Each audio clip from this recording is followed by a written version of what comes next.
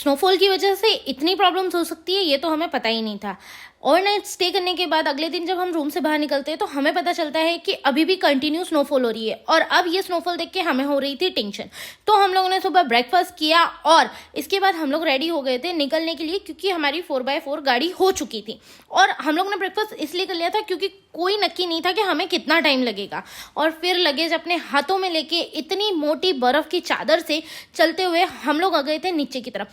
Thanks to हमारे hotel वाले भैया जिनने हमारे लिए 4x4 गाड़ी बहुत ही चीप रेट में अरेंज कर दी थी, क्योंकि due to heavy demands 4x4 गाड़ियों का रेट आसमान छू रहा था।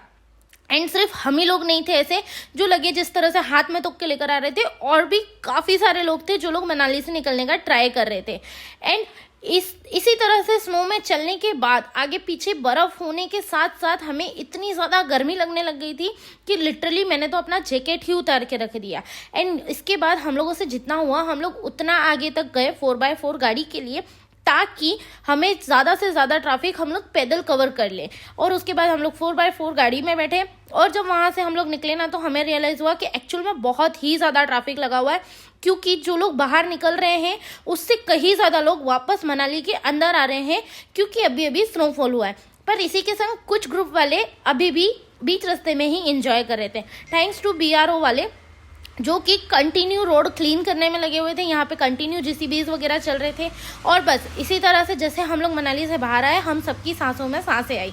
और thanks to our Gujju boys, इन लोगों ने हमें पतली कूल पोंछ के मैगी बना के खिलाई, और मैगी के साथ साथ इन लोगों ने बनाई थी हमारे लिए एकदम कड़क चाय। So thank you so much boys for this sweet gesture कि तुम लोगों ने हमें मैगी और चाय इतने प्यार से सर्व की। और इसके बाद हम लोगों ने उन्हें किया बाय, और हम लोग निकल गए थे थोड़ा और आगे। और ये जो हमारे फ्रेंड्स थे हमारे साथ आगे तक आए थे उन्हें भी बाय करके हम और आगे की तरफ निकल गए।